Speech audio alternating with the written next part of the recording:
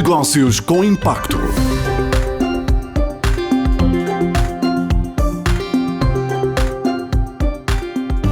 Olá, bem-vindos a mais um episódio do Negócios com Impacto, um podcast da Renascença em parceria com a Católica Lisbon School of Business and Economics.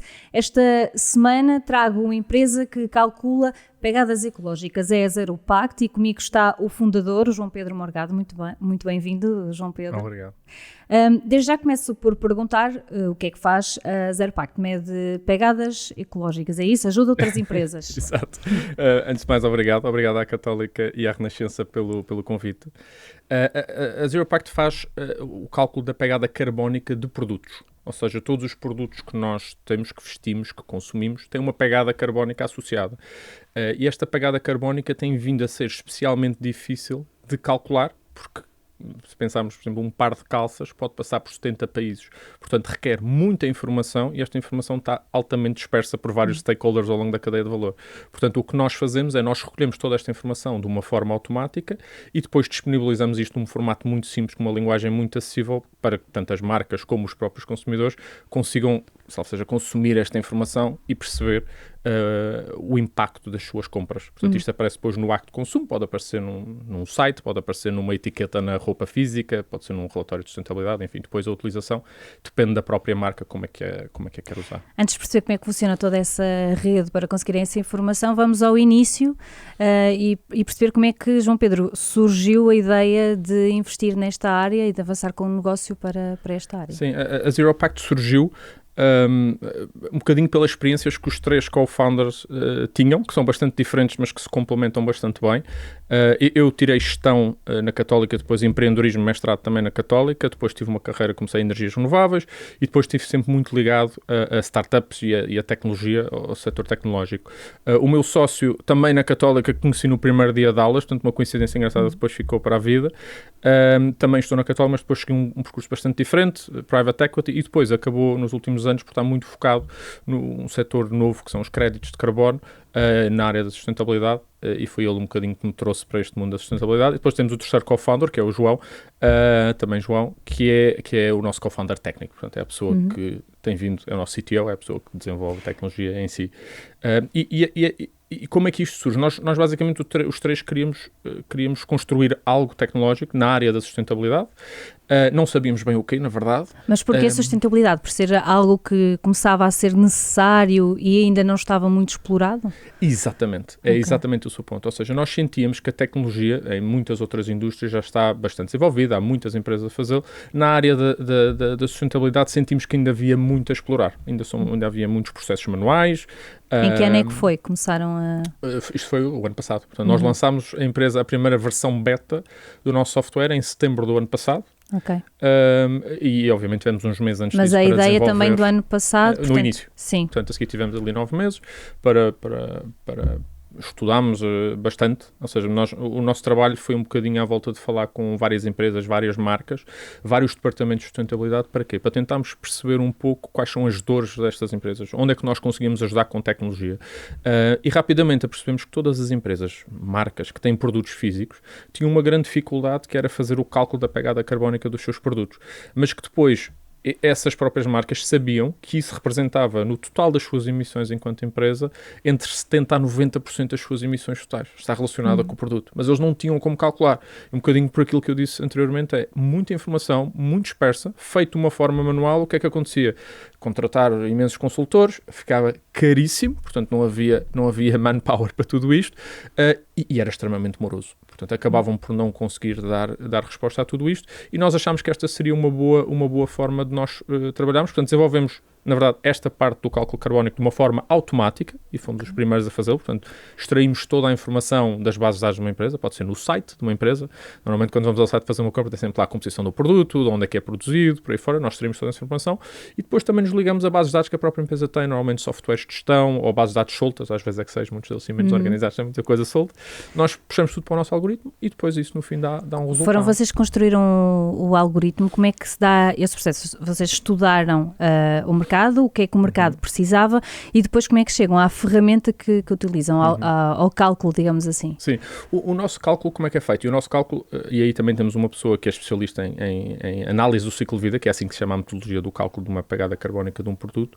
Vamos buscar uma pessoa, não da Católica, do técnico neste caso, que já fazia isto há muitos anos, em consultoras, na PwC, na Mazars, que é o Rodrigo, e esta pessoa ajudou-nos a construir este algoritmo. Como é que isto funciona? Ou seja, o que é um cálculo de uma pegada carbónica? Esta análise do ciclo de vida é uma metodologia que aquilo que fazemos é basicamente desconstruir uma cadeia de valor de um produto. Uma cadeia de valor de um produto típica é constituída por a extração da matéria-prima, ao fabrico, à distribuição do produto, ao packaging, até à parte que é da responsabilidade do cliente, que é a fase de uso e a fase do final de vida, e por baixo de cada uma destas etapas há momentos onde há emissões, e são esses momentos que nós temos que identificar. Depois fazemos corresponder estes momentos a um fator de emissão, isto é um bocadinho mais técnico, mas são bases de dados científicas que nós subcontratamos, e fazemos o match, e aqui nós realmente conseguimos perceber qual é que é o impacto de um produto. Então, até chegarmos ao cálculo, ou seja, essa agregação dos dados é feita de forma manual? Não. É tudo automatizado? É tudo automatizado, ou seja,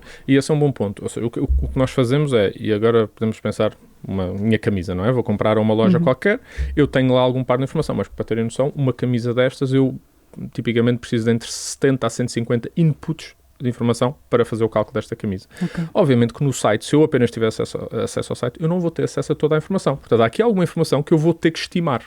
E aí entra o tema da inteligência artificial. Fazemos estimativas, algumas destas estimativas já estão mapeadas e definidas como fazê-las pela Comissão Europeia, outras não, portanto somos nós que criamos regras, vemos com base em estudos científicos, etc., para fazer essas estimativas, mas depois com acesso ao nosso portal, que todas as marcas que trabalham connosco têm, podem ir lá e corrigir os valores, se necessário, quando, por exemplo, uma das marcas que estávamos a falar no início, a Diverge, os pesos de um sapato 32 é diferente de um 34 e de um 36 e de um 46. E quanto maior o peso, maior a pegada, obviamente, é mais materiais. E eles quando vão corrigir, percebemos que realmente o algoritmo tinha feito exatamente certinho à grama. Portanto, ou seja, o algoritmo está cada vez mais inteligente, mas há sempre formas da pessoa ir lá e corrigir. Mas a diferença é, em vez de eu estar a inserir manualmente todos os 70 inputs para cada um SKU, aquilo já vem preenchido e depois corrige aqueles que... Estava a falar da Diverge, porque comentávamos no início que trabalha já com empresas que também já passaram aqui pelo Negócios com Impacto na primeira temporada, nomeadamente a Diverge e também a Chulé. No caso dos clientes, como é que funciona? Eles contratam a Zero Pact e depois o que é que acontece? E como é que nós funcionamos? Nós temos um modelo, nós somos um software as a service, portanto é um modelo de subscrição, com um custo relativamente baixo comparativamente ao que existe ao dia de hoje, que é feito de uma forma manual. Estamos a falar de uma subscrição da Netflix, portanto é bastante barato. E depois, basicamente, o que acontece, por exemplo, depende um bocadinho como é que eles têm a informação. No caso dos dois que referiu da Chulé e da Diverge, se não estou em erro, são 2 sites em Shopify. Portanto, o que nós fazemos, nós temos uma app para Shopify, portanto é literalmente um plug and play, fazer um download de uma app e não tem que fazer absolutamente mais nada. Nós depois vamos buscar aquela informação toda automática, toda essa informação entra no nosso algoritmo sistema. E é devolvido depois um resultado, de uma forma muito visual no site, nas páginas do próprio produto, em que se a pessoa mudar o tamanho, vai mudar também o resultado, aparece lá a pegada e depois tem mais informação, portanto se a pessoa quiser saber exatamente como é que está segmentada a informação, que percentagem é que pertence à matéria-prima ou não, portanto de uma forma muito visual, muito educativa, e esse é o principal objetivo, é não complicar uma coisa que é um conceito novo para muita gente, é torná-lo muito simples. Há pouco falava da dificuldade com a regulamentação, porque há a parte que é regulamentada, outra que não e que tem de ver estudos científicos para isso, sendo que a questão do uso da inteligência artificial ainda está longe de ter a regulamentação ideal. Aqui, no caso, não tem tanto a ver com a inteligência artificial. Esta regulamentação que eu estou a falar é uma regulamentação que vai entrar em vigor na União Europeia a partir de 2027, para nos próximos anos, que se chama Digital Product Passport, que basicamente é o quê? É todos os produtos que são lançados têm que ter um género de uma etiqueta, como aquela que nós temos hoje na nossa roupa, mas com muito mais informação. Muita dela virada para ESG, portanto para a área da sustentabilidade, para a parte social, uma ótica de dar transparência sobre como é que este produto foi feito. por onde é que passou, que tipo de empresas é que lá trabalharam, que tipo de pessoas é que estavam ali, se estavam a ser bem cuidadas, menos cuidadas, se havia igualdades, etc. E também o impacto ambiental daquele próprio produto. E esta regulamentação é que ainda não está totalmente definida, estamos neste momento a trabalhar nessa, aliás, nós fazemos parte do consórcio a nível europeu que está a implementar já um piloto já com mais de 100 empresas para testar isto no mercado. Portanto, ainda não é uma coisa fechada, ainda há algum trabalho, um caminho a percorrer para conseguirmos ter aqui tudo isto fechado. Portanto, agora, no vosso caso, a ideia surge no ano passado, já aqui mencionámos 2 clientes. Como é que vendem, como é que se dá a primeira venda da ideia, quando é que conseguem os primeiros clientes? Foi aqui uma rede de contactos da universidade que ajudou? Também foi, aliás, a primeira marca com quem trabalhámos era um colega meu da Católica, e o primeiro investidor que conseguimos também era um colega meu da Católica, portanto a Católica deu-nos aqui uma certa rede de contactos que nos ajudou bastante. E depois foi muito à volta bem, no início foi muito network, portanto amigos ou amigos de amigos que tinham marcas mais pequenas que nos permitiram... Mas ofereciam-se para testar? Completamente, sim. Era freemium, ou seja, era uma versão beta, portanto, uma versão beta por definição é mais instável, pode ter ali alguns problemas, por acaso não houve assim nada de maior, mas que nos ajudaram ali a melhorar o produto, a ter ali um produto mais sólido, portanto não cobrávamos nada, o que é muito normal na fase inicial. Quando é que começaram a cobrar? Começámos a cobrar já este ano, a marcas. Por exemplo, nós começámos a trabalhar, quando começámos a trabalhar com marcas um bocadinho maiores, e já não estávamos numa versão beta, começámos a cobrar, portanto, os últimos 6 meses já temos cobrado. Temos, por exemplo, agora eu não sei quando é que esta vai para o ar, mas se calhar já vamos ter o El Corte Inglês Live, e para uma marca que lançou há menos de um ano, já ter um cliente, embora seja um piloto, com o El Corte Inglês, uma marca que leva a sustentabilidade bastante a sério, portanto, que dá aqui uma certa credibilidade àquilo que nós fazemos e à forma como calculamos. E também mais visibilidade. E bastante mais visibilidade, exatamente. Em termos de recursos humanos da própria empresa, uma vez que é um método de trabalho muito instrumentalizado, com a ajuda da inteligência artificial, quantas pessoas é que têm a trabalhar? Nós neste momento temos 5, seremos 6 agora muito brevemente, e depois até ao fim do ano estamos agora a fechar uma ronda de investimento e queremos chegar a 12 pessoas. E como é que se dividem? Temos, maioritariamente tecnologia, depois 2 pessoas na área de sustentabilidade, e agora queremos também começar a ter mais pessoas comerciais para começarmos a abordar outros mercados. Porque a beleza deste modelo de negócio da Zero Pact acaba por ser, não há barreiras à expansão internacional, ou seja, não tem que mudar minimamente o meu software, nem a fórmula de cálculo, porque nós utilizamos uma metodologia reconhecida internacionalmente, o nosso software é exatamente o mesmo, portanto é apenas uma ótica comercial. Ir para vender a uma empresa da Dinamarca, do Vietnã ou dos Estados Unidos é igual a vender a uma empresa portuguesa. Para já trabalham só com empresas portuguesas? Não, por acaso até tivemos umas empresas que vieram ter connosco, mas sim, maioritariamente portuguesas. Nós trabalhamos com já mais de 40 empresas e temos 2 estrangeiras. Portanto, todas as outras são portuguesas. De onde? São de Espanha, portanto não são muito longe.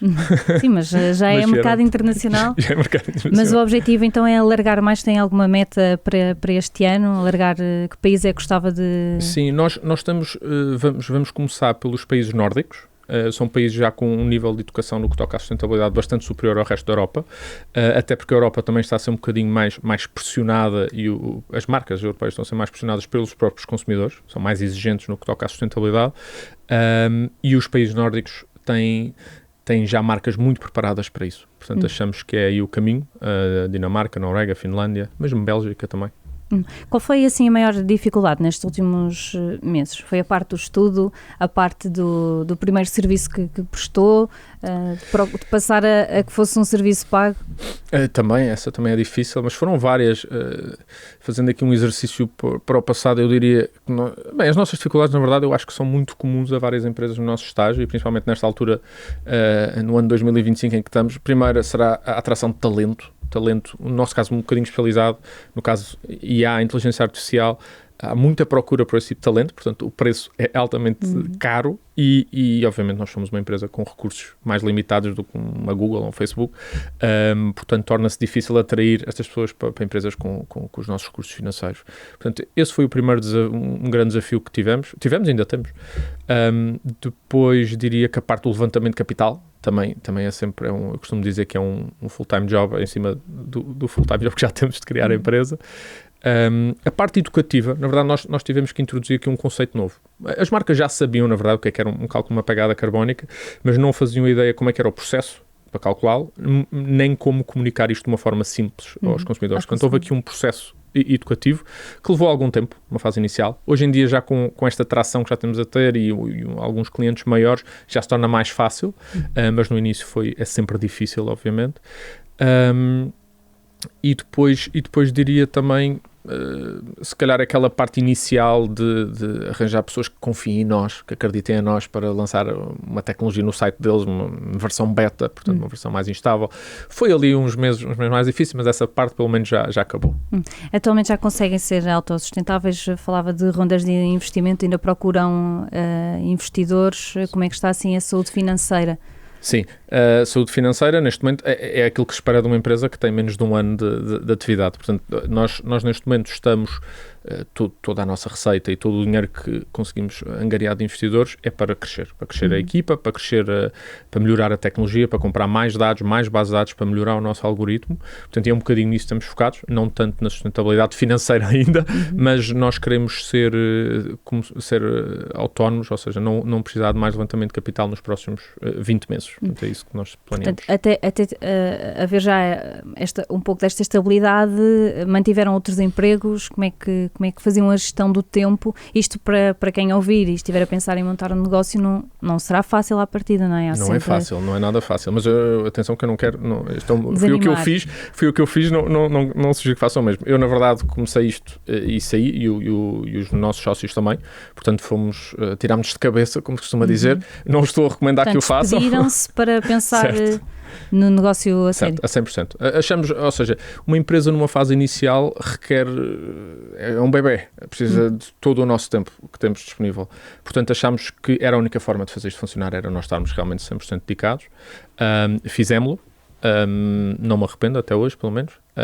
E nós no início também conseguimos ali algum investimento que nos permitia ter esse investimento procuraram de onde? Como é que surgiu? É a chamada, uma ronda de investimento conhecida como Family and Friends. No nosso caso não teve a parte da Family, foram só os Friends.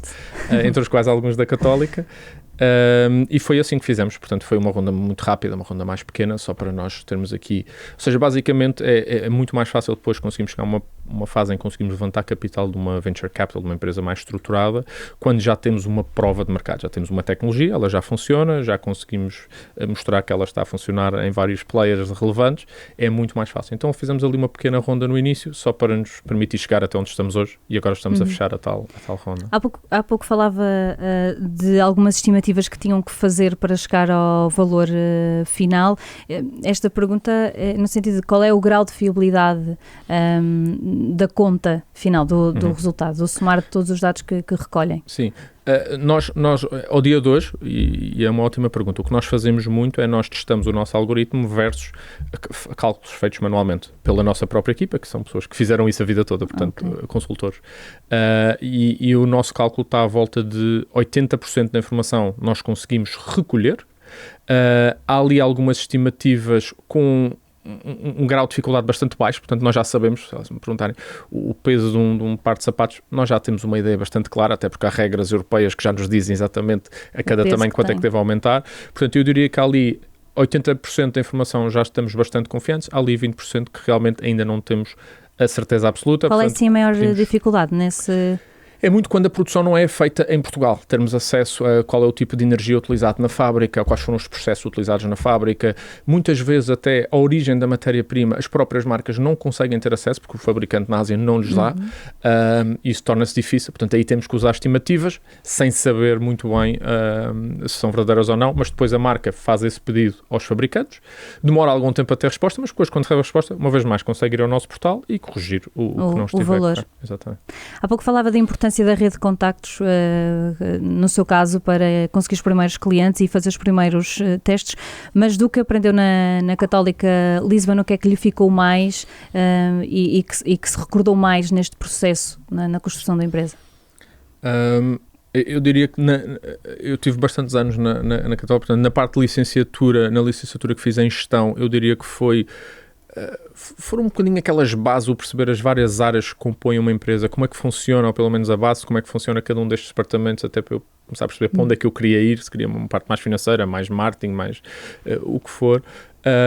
Também a parte de estruturar os pensamentos, estruturar as ideias, acho que muito disso foi na parte da licenciatura. Na parte de mestrado de empreendedorismo, que eu acho que foi o primeiro ano de mestrado de empreendedorismo que houve, foi o que eu fiz, já uma componente muito mais prática, portanto aí os professores bastante exigentes e que nos estavam sempre a tirar da zona de conforto faziam com que nós conseguíssemos testar as primeiras ideias, mas ao mesmo tempo percebêssemos quais eram os passos que tínhamos que seguir até testar essa ideia. Nenhuma das minhas foi avante, portanto ficaram por ali no papel, mas deu para perceber como é que se fazia. Mas estavam relacionadas, não eram? Ou eram ideias completamente diferentes? Não, estavam relacionadas na verdade com sustentabilidade, mas não, eram completamente diferentes, nada a ver com isto. E depois, mas eu acho que da Católica é aquilo que eu tiro, e adorei os professores e tudo aquilo que a Católica fez por mim, as oportunidades que me deu e a forma como me preparou, mas aquilo que eu levo para a vida acho que é mais realmente a componente humana e social da coisa. Eu tenho amigos, tal como o meu sócio que fiz para a vida, tenho muitos amigos que ficaram para a vida, uma rede de contactos que me uso, não digo semanalmente, mas se calhar até semanalmente, ou seja, consigo falar com muitas pessoas muito facilmente, acabo por encontrar, e por exemplo, isto para mim no empreendedorismo é muito importante, ou seja, estou-me constantemente a abrir portas a empresas que eu se calhar para lá chegar demoraria séculos, e a rede de contactos que criei na Católica, ainda hoje em dia me ajuda bastante. O João Pedro é natural da Madeira, veio para Lisboa na altura, quando veio estudar para o ensino superior, já vinha com essa vontade de um dia ser empresário? Já era uma ambição? Sim, eu acho que sim. Acho que vem já desde sempre. O meu pai era empresário, e acho que desde pequenino que isso me foi incutido, e eu sempre gostei de ter as minhas aventuras. Levar o negócio para a Madeira é um objetivo? Claro, ou já conseguiu? Acho que é a vantagem do nosso negócio da Zero Pact, é que pode ir para qualquer lado muito facilmente, e na Madeira tem muitas marcas com as quais já trabalhamos, até uma marca que é a Mineral Fashion, que já trabalhamos, portanto há muitas marcas lá com as quais podemos trabalhar facilmente, claro que sim. Vamos aqui à pergunta da praxe, em 30 segundos pedi-lhe para me dizer porque é que a Zero Pact é um negócio com impacto. Acho que é um verdadeiro negócio de impacto, não é? Ou seja, nós basicamente aquilo que fazemos é ajudar as marcas a calcular o impacto da sua pegada e, acima de tudo, ajudá-los a perceber onde é que está esse impacto e, a partir daí, conseguir desconstruir o produto para minimizar o impacto ambiental desse mesmo produto. Ainda há dias tivemos uma marca muito interessante que nos estava a dizer que tinha um produto muito similar a outro, só que ele sabia que aquele produto era de fast fashion, portanto, produzido na Ásia, transportes nada clean, materiais nada clean, e o deles não, era super sustentável, etc., só que eles tinham um preço muito superior ao outro. E então criámos um press release muito interessante que mostrava, ok, este é muito superior a este, mas a pegada deste era 50 kg e o do produto feito em Portugal com materiais sustentáveis era de 9 kg de CO2. Portanto, uma diferença de quase menos 80%. Portanto, nós ajudamos as marcas um bocadinho all over, não só no cálculo, mas depois também a ajudar a diferenciar-se no que toca à sustentabilidade, porque acho que a sustentabilidade também pode ser isso, um fator de diferenciação e não apenas um nice to have. João Pedro Morgado, muito obrigada, dos fundadores da Zero Pact, uma empresa portuguesa que recorre à inteligência artificial para fazer o cálculo da pegada de carbono de outras empresas. Fica por aqui mais um episódio de Negócios com Impacto. Regressamos com mais um negócio no próximo episódio. Negócios com Impacto.